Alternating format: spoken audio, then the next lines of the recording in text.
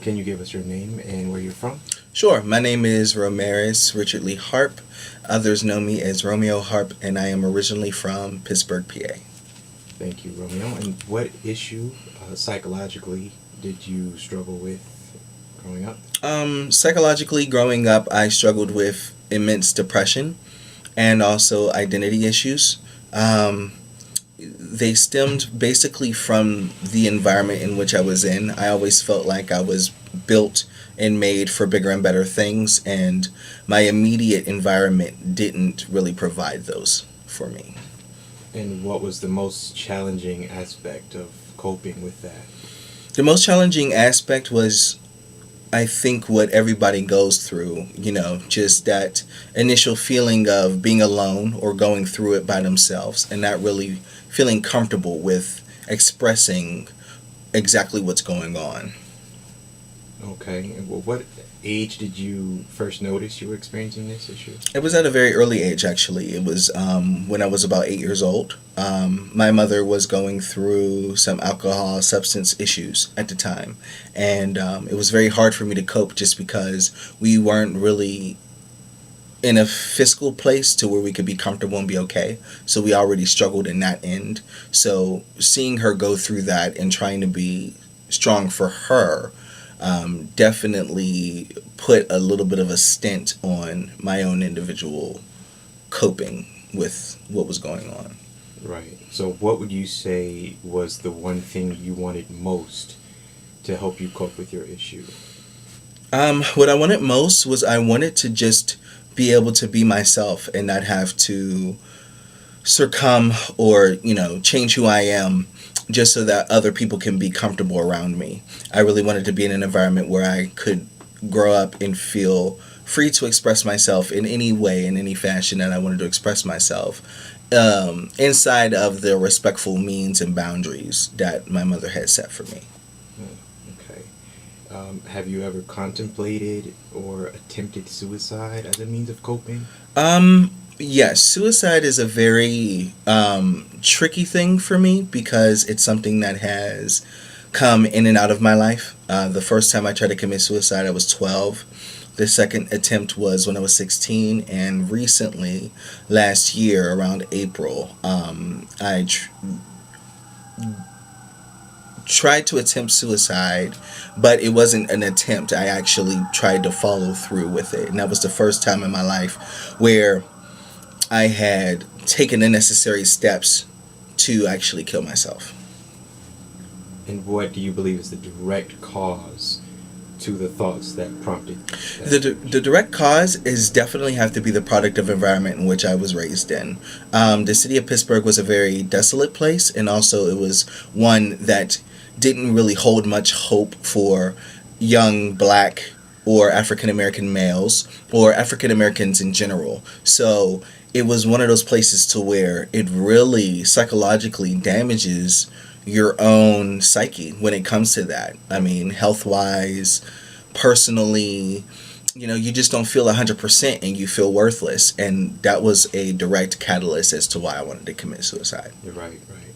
So while you were experiencing your personal struggle earlier in your life, did you ever feel that suicide was eventually imminent if you didn't receive the psychiatric attention you deserved? Well, with me, I have been in and out of psychiatric care most of my life, just based on the struggles that my mother had gone through and the separate mental challenges that I had growing up. And I came to find out that they didn't really help because I couldn't find a psychologist that was like me. I needed to speak to a black male, and they're very rare in that field. So expressing personal feelings and personal things that are going on in my life to a Caucasian male or female, I felt a immediate disconnect. And even though I opened up myself, I really didn't get the responses that I needed that were tailored for me and my individual circumstances. Right. So you'd say relatability was an important factor of sharing your struggle. Oh, absolutely. Absolutely. I feel as though talking about tough issues with someone who can have immediate understanding as to where you're coming from 110% is more beneficial than talking to someone who is just kind of guessing or trying to use psychological terminology to try to fix the issue. I understand. If you were part of a community of individuals who have faced similar struggles as your own, do you think you would be a lot more well-rounded, or would you benefit in a more positive way? I think that I would have benefited in a more positive way growing up. I've always had an innate strength inside of myself, so I never let those circumstances define me. I've always been a pusher, and I've always been an intellectual. So I definitely worked extremely hard to get to where I am and to be the type of person that I am, despite all of my odds. Now, as far as other people, I don't know if they're that lucky or if they have that innate spirit within themselves to push through. So it was a little bit, not easier, but it was a little bit better for me to be able to handle those situations just based on the type of individual that I am. Right. Do you think treatment for mental health is difficult to acquire for most Americans? I think that it's not difficult to acquire, but I do think that how treatment is administered is not beneficial. It's not helping. The rates of suicide are increasing by every single day, and it's like with any other disorder, just give them some medication and they'll be okay. And it goes a little bit deeper than just talking about the issues. People need solid, concrete confirmation that they're not alone, and they also too need an outline and a structure that they can follow to try to help them through it.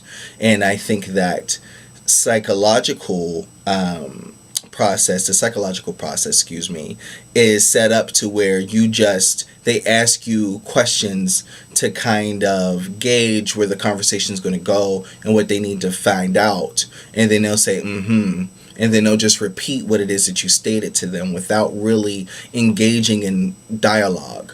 And I think that's a complete waste of time. Right, right. Well, do you feel that mental health is a vastly neglected form of health care in America? Mental health is definitely neglected. And I think that's done intentionally because the pharmaceuticals companies really thrive off of that. So they need to keep people in a mental state in order to survive themselves. So it's kind of like, I don't believe it's personal. I think it's just business. So mental health is something that is neglected in the way that the treatments that are available are not necessarily healthy for those who suffer through extreme mental health issues. So would you say that there is a direct correlation to suicide because mental health is so widely neglected? There is a correlation between mental health and suicide. Absolutely. I mean, if you're feeling desolate, you're feeling alone, you're feeling like no one will understand your pain, you can't speak to anybody about your personal issues. Even if you do talk about them, sometimes it becomes a little bit too hard to bear because as you're talking about it, you're constantly getting reminded of what it is that you're going through, which can make it a little bit difficult. It can enhance that difficulty. So I do. Yes, I agree 110%. How did you cope with your issues to avert suicidal ideation for as long as you did? I kept busy.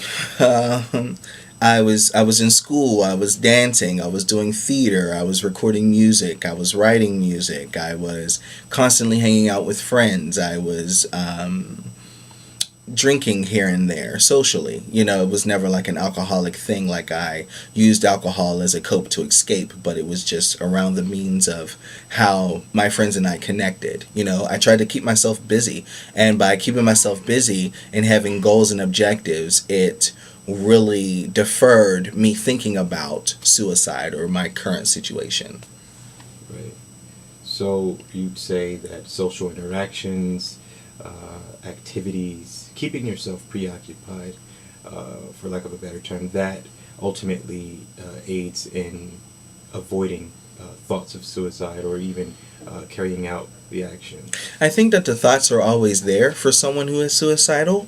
Even for people who've never attempted suicide, I'm sure have thought about it or have, wondered what it would be like if they weren't around, because depression is a thing that everybody goes through, regardless of how much money you make and how much money you have or where you are in life. Sometimes it just happens.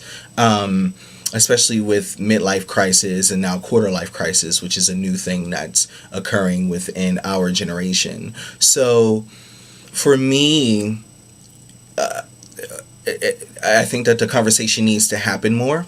I think that people need to be able to be more open to share with their friends and with their loved ones about what it is that they're thinking without being considered crazy or delusional.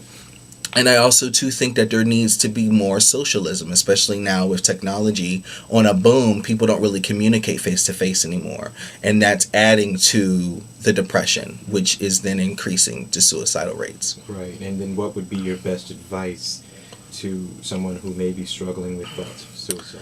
My best advice for someone who is struggling through suicide would be this: try to understand where the cause of it is for yourself.